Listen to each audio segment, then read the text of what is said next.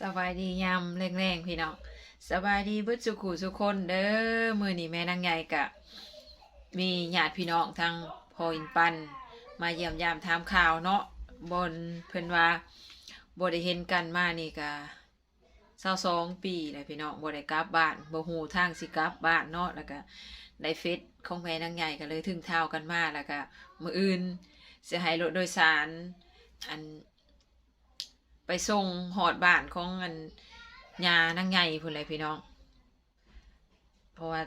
ถ่ายขี่รถโดยสารบนอื่นเลยยานบ่จักบ่หูทางเมื่อเลยพี่น้องเลย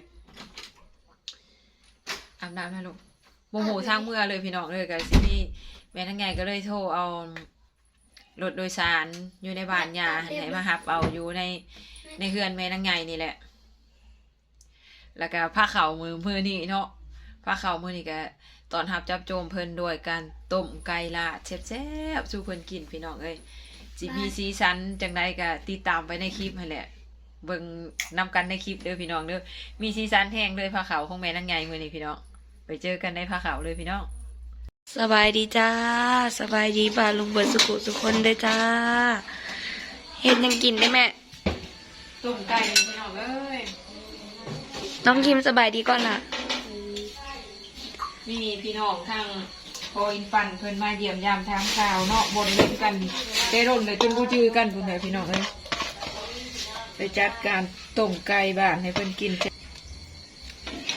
ต้มไก่บ้านแซ่บๆนี่สุกแล้วมันไงสิตักใส่นี่บัดนี้สุกเลยจ้าสบายดีจ้าสบายดีพี่น้องสบายดีเบิดสุขคนเลยจ้าพี่น้องเอ้ยแม่ก็ยับเข้าไปขึ้นไปเดินก่อนสินางทั้งแกมยับไปเลยอันนี้สบายดีเบอร์ต้มไก่แซ่บน้องเบอร์น้องบัวไก่เอาเนาะต้มไก่ลาดมันเอาซ้ำมาดิมาเลยลูกมาเลยมาสบายดีจ้าบายดีต้มไก่เฮาอะไรไหนโอ้ไก่ละซ้ำนี่เนาะมาแต่น้าแอนยุ่มพุ่นน่ะเบิ่งเอาจักบาทป้าตัวแซ่บแท้เสือแท้เนี่ยเอาไปลูกเอามาโอ้ยเป็นอย่างนั้นนี่อย่าให้กินนะพอนั่นนี่เนาะไว้คักหนึ่งโป๊ะตกไก่ส่วนนอนเนี่ยเอาเลยพี่น้องเลยเด้อส่วนนอนเลยนี่เคยเสียดายเลยบ่ได้เห็นจำส่งให้กินเว้ยนี่เนาะเนาะแกราคาต้มไก่อันสุดท้ายซ้ำถ้าใครได้นอกกับเสือมไทยไหนกับเสือเราเล่าแม่เนาะเราไปวันนั้นคนสุดไส้เนี่ยครับเจ้าต้มไก่ทอดเลยคุณเอาไปได้อยู่มั้ยน้องปอบต้มไก่แล้วเรื่องกระทะด้วยฮะคนไหนพี่น้องเอ้ยพี่น้องคุณน่ะคุณต้มไก่เนี่ยบุญเด้อเบอร์ป่ะฟังเลยกว่าเอาถึงเรื่องคนก็คือย้ายเลยนะตัดอีบอกเลยพี่น้องคอยปันเลยนี่พี่น้องเลยมาจากอันนั้นอันยมเฮาแหละเด็กเลือไทยเฮาเลยมีกาเปิดพาหูร้านใจนี่ใครเนี่ยเขาต้องดำแกต้องดีกองดีเนาะแกต้องดี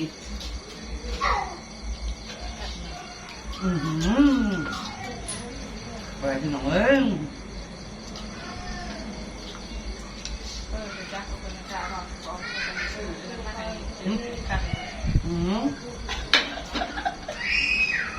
เรื่องอะไรก็ซื้อไปอย่างสกุลนครไปงานนั่นกระถิ่นแล้วพี่น้องทั้งลำบากแรงต้นไทยทักเนื้อกับเขาหายก็เอาไปต้องหายละแรงต้นไทยละ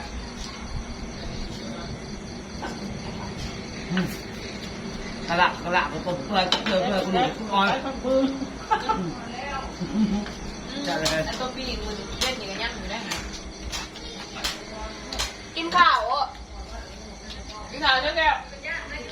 มาแม่เลยโอ้ยบ่ใช่ได้เดี๋ยวบ่ได้ให้เรา กินตำสมน้ำโมเวทนี่บางกวงพอนะเนี่ยกูใส่ผ่านพันหัวนี่แหละจะได้คนอะไรเขาคลิปกินสมโมเวทนี่วะอันร้ายคนอยู่ได้หรอ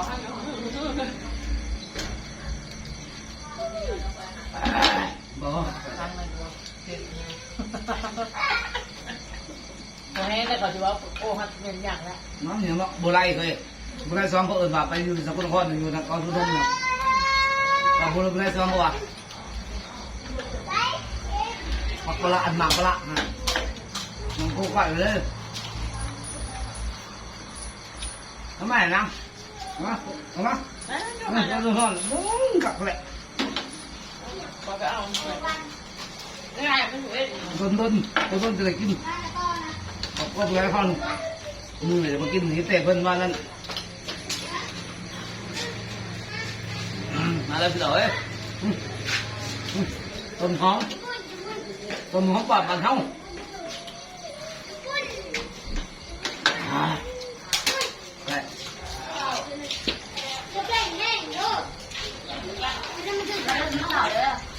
แก้วกับแก้วเสียแก้วกับแก้วมาจากอันสุดไทยเท่าแล้วผู้ว่ากันนั้นออกฝากกันภาษาลาวเนาะน้องไก่เนื้อลาวน้องตามเนื้ออันนี้อันต้มเนื้อเอิ่นว่าหันน้ำตกถึงน้ำตกนี่มาใหม่ๆนี่คุณเอามาในหอนๆโอ้หอนแดงปลาดึงอย่าก็ใจเพี้ยโอ้ยบางทีแกชัวอุ้ยเพี้ยจับดับ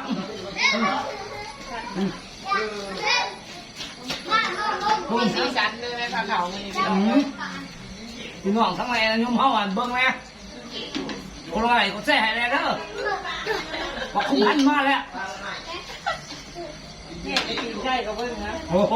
กูเห็นที่ใจใช่เลยว่าจะไม่จะอาจจะว่ากินใกล้ได้ดอกนั่นก็ตามห้องก่อนทำแล้ว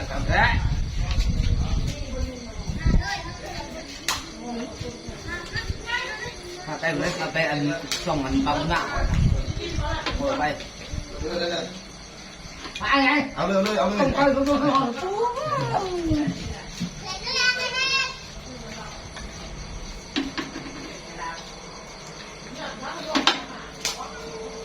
ปแสบตำรวจถึงกันหูตัวเองนี่พี่น้องมาดูตีนยังไม่จอดตีนยังไม่นี่ไม่ใช่ตีนยังเลยบอกตีนไกลบางก่อนเลย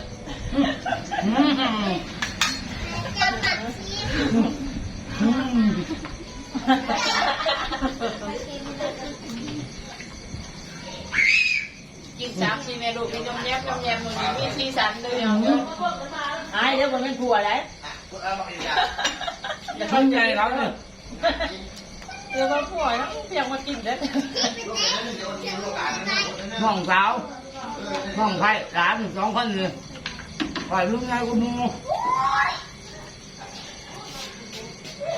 สาว2 ปีไปกินกัน4 มื้อของครอบครัวไทยเขา2 ปีแล้วจะไป2 ครั้งสาว2 ปีไปกินกับครอบครัวไทยเฮามือนี่ร้านไทยนี่พูดเนี่ยเป็นเรื่องร้านนั่นแหละทางเมื่อวานไหนล่ะร้านอยู่ นี่ ทางเมื่อวานด้วยเนาะนี่ย่างเด้มาแต่นิดย่างมาแล้วไปจ่ายอยู่บนสูงเดินก็ต้มน้ำต้มแซ่บๆพี่น้องเอ้ยแม่จะเมื่อได้เมื่อบ้านสูงที่นอกเมื่อไปบ้านเนาะเซฟเนาะไปพี่น้องเอ้ยมาได้พี่น้องเอ้ยนี่แก้วตับมันตกกระมี่แก้วพี่มีเขาสุดเลยนี่เป็นสีสันของคนไทยเขามีสีสันพอลูกใหญ่ถึงมาแต่ทั้งมวลแล้วแนวสันแน่นี่ไปขอเทโน่นี่นะไปขอเทโน่เซโน่ละจูนเนี่ยป่ะเซโน่ก็ปิ้งไก่นะไปเข้าสวนปิ้งไก่ก็อยู่วันมันไปยังรถจอดหลายๆนี่มันเท่าแหวนมันจุดนะไปเข้านี่มันอื่นดีป่ะว่าปิ้งไก่อยู่เอาห้องกระพานนั่นแล้วเขาบอกได้เมื่อนี่ค่ะ ไปทั้งที่จะมั่วเนาะไปทั้งที่จะมั่วไปก็จะแหวน ตามเนี่ยตามเนี่ยเปื่อยแท้เปื่อยวันไก่ละเขาเนี่ยพวกไหนพี่น้องเอ้ยเปื่อยเลยวันเนี่ยไม่จำเปื่อยเลยในการเนี่ย คือมั่วเขียนนะ ตลาดมาจากกันนั่นเองยมบอลไรเข้าเหลือแค่เลยพี่น้องเอ้ยมาเลยวันนี้เขาประกาศไรเลยมันเนี่ยแล้วจะได้ว่าแก้วค่ะต้มแซ่บแท้ หายไปทั้งหมด เอาเลยมามันเข้ามันไปมือต้มไก่มือเขา วิธีชันได้ในหานไม่เลื่อนอยู่แล้ว ต้มไก่ลาดใส่มะขามซื้อมอมะขามลงน้ำใบหูดหอมปอมโอ้โบลงปื้อแต่ว่า จะไปอยู่กูจะปีจะพี่จะมากูไทยอยู่ สาวสองปี มากูไทยอยู่เนาะ ไปเรือบ้านเฮาบ้านเกิดเฮาบ้านโคผู้ไทยเขาก็ต้องว่าผู้ไทยไก่เว้ยก็เว้ย เอาไปลืมพ่อยลืมแล้วพ่อย ไปได้วงไทย แน่นอน โอ้ยโอ้ย ไม่เนี่ยเมื่ออันมหาใจว่าใครผักแขกนะมาที่หัวคำนี้ มันยังกระตะไม่โลกกระแทกมึงเนี่ยผมก็ผู้ไทยเลยอุ้ยแม่โว้ยเมื่อต้องไกลนี่ ยาให้เต็มโปรแกรมการเก็บไว้เนาะ นั่นแหละเอาเสร็จแล้วเด้อให้มาจับอันหนึ่งก็มาขอญาตเนี่ยนี่พี่น้องเอ้ยพวกนี้ไกลละนี่สดๆนี่มันก่อนผมยืนๆนี่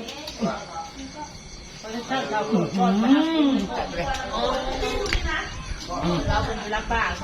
เจ้าตับอีกเลย ได้กินนึ่งพ่ออีกาวก่อนปลาอย่างเดียวเขาปูปลาจะบ้าหน่อย เจ้าตับ คลิปนี้ก็สิได้ขอตัวลาไปก่อนเด้อจ้า ฝากกดไลค์กดแชร์ส่องครอบครัวสาวผู้ไทยในอยเด้อจ้า บ๊ายบาย บ๊ายบายดีลุง บ๊ายบายแซ่บทีเด้เนาะ เอาไป